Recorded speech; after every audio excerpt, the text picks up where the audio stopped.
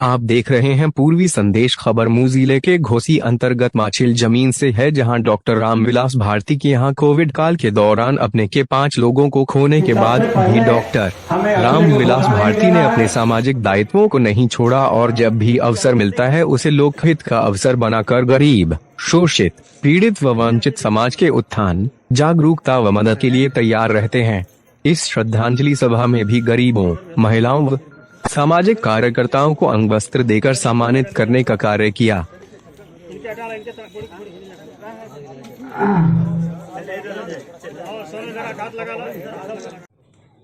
उनके प्रति उन्होंने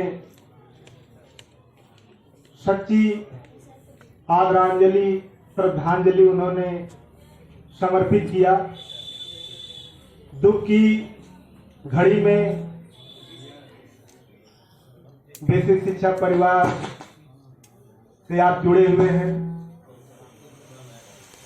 जनपद ही नहीं, पूरे प्रदेश तक के बेसिक शिक्षा के लोग आपको अति सम्मान की दृष्टि से देखते हैं। पर्चे देने हैं। और आज क्या था और क्या उद्देश्य है? मैं शिवचंद राम, पूर्व जिला विद्यालय निरीक्षक रहा हूं और डॉक्टर रामविलास भारती का एक मित्र हूं।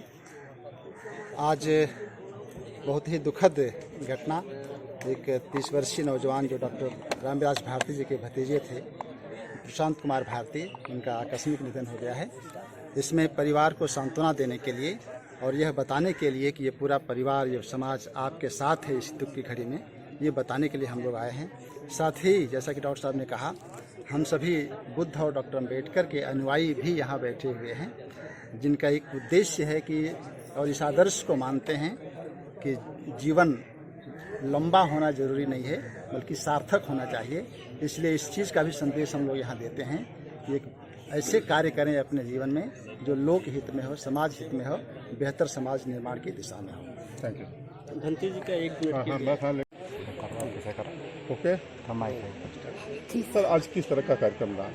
आज का ये कार्यक्रम जो है हमारे जो मैं डॉक्टर रामविलास भारती हूँ और मेरा गांव माछिल घोसी तहसील में है, जो जनपद मऊ उत्तर प्रदेश का है। यहाँ हमारे भतीजे प्रशांत भारती जो 31 साल के थे और उनकी डेथ हो गई है, क्योंकि कोविड काल से लेकर के अब तक हमारे घर में 5वीं मौत है। तो इस वजह से हम लोगों ने श्रद्धांजलि और आदरांजलि कार्यक्रम था आज हमारा सांत्वना कार्यक्रम, और यह कार्यक्रम में हमारे प्रदेश के सभी लोग यहाँ उपस्थित रहे और इस कार्यक्रम के माध्यम से हम लोगों ने करुणा, प्रेम, मैत्री की भावना को लेकर के समाज को बेहतर कैसे बनाया जाए, इस श्रद्धांजलि सभा को किस प्रकार से समाज के लिए उपयोगी किया जाए और इससे लोगों का हित कैसे हो पाए। हमारा जड़न मरा ये सच है कि मृत्यु सत्य है। तो इस सत्यता की दिशा में हमारा एक एक पल जीवन का हम दूसरे के लिए कितना उपयोगी कर पाते हैं, इसलिए आज का ये सांत्वना कार्यक्रम था और इस कार्यक्रम के माध्यम से लोगों ने आज आदरांजलि अर्पित किया है। और साथ साथ कुछ हमारे जो गरीब महिलाएं या जो भी वृद्ध लोग हैं जो कि थोड़ा सा किसी प्रकार से अभाव से ग्रसित हैं, उनको हम लोगों ने वस्त्रदान और लोगों का सहयोग करने के लिए एक छोटा सा हम लोगों ने कार्यक्रम। अगर देखा जाए कि इन तमाम समस्याओं को जूझते हुए आप इस ऊंचाई की तरफ बढ़ रहे हैं, उसका रीज़न क्या है? देखिए, हम ऊंचाई की तरफ बढ़ रहे हैं कि नहीं, ये तो आप और समाज तय करेगा। हम बेहतर करने की कोशिश में हैं और मुझे लगता है कि अगर हम पैदा हुए हैं तो हमारे पैदा होने का कोई उद्देश्य है।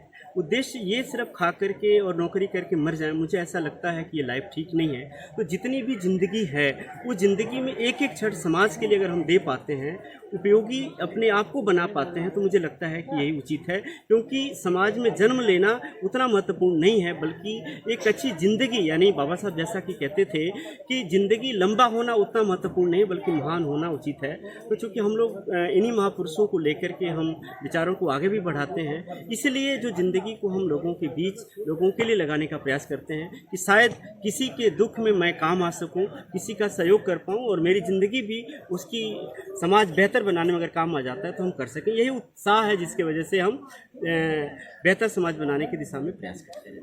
कहा जाता है कि आप शिक्षा के एक अच्छे प्रदानकर हैं और छोटे से लेकर के बड़ों लोगों का भी आप सहयोग शिक्षा से लेकर के तन मन धन से लगे रहते हैं, इसका क्या रीजन है? इसका कारण सीधा यही है कि हमने महापुरुषों को पढ़ने की कोशिश की और ठीक से पढ़ने का प्रयास किया है। और जब हमने पढ़ा तो हमने पाया कि मैं अकेला ऐसा व्यक्ति नहीं हूँ जो दुखी हूँ, पूरी दुनिया में लोग हैं। बुद्ध भी, तथागत बुद्ध कहते हैं कि दुख है, दुख का कारण है और उसका निवारण और रास्ते हैं।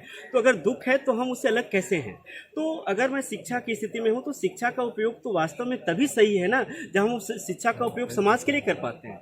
तो अगर शिक्षा का उपयोग हम समाज के लिए नहीं कर पाते, तर्क नहीं कर पाते, विश्लेषण नहीं कर पाते हैं, तो शिक्षा का कोई उपयोगिता नहीं है। और अगर हम कुछ कर पाते हैं और लोगों को अगर ऊंचाइयों पे, यानी हम बेहतर समाज बनाना है, हमें बेहतर भारत बनाना है, और ये तभी संभव है जब हम पढ़े लिखे लोग उस दिशा में आगे बढ़ें और उसके लिए 10 कदम चलें। आप हमारे चैनल के माध्यम से क्या संदेश लोगों को हम ये कहना चाहेंगे कि किसी के पास कितनी भी धन संपत्ति क्यों न हो, उस पर कोई प्राउड न करो। ये आज है, कल नहीं रहेगा तो तुम्हारा किया हुआ अच्छा कार्य। इसलिए जितना भी अच्छा कर सके हो, जितना भी अच्छा लोगों को कुछ दे सकते हो, लोगों के हित के लिए चल सकते हो, वो तुम्हारे मरने के बाद भी जितनी साल की तुम्हारी जिंदगी है, शायद उससे ज़्यादा भी तुमको जिंदा रख सकता है। इसलिए मेरा संदेश यही है कि जिनके पास माँ बाप, भाई बहन हैं, वो अनमोल रत्न हैं। उन भाई बहनों के साथ एक ऐसा रिश्ता बनाए, एक अच्छा व्यवहार बनाए, जिससे मिलजुल करके एक समाज का निर्माण हो सके, एक देश का निर्माण हो सके। हमारे पास नहीं है तो हमें खटकता है, जिनके पास है तो कम से कम उसका उपयोग करें और माँ बाप, भाई बहन सबकी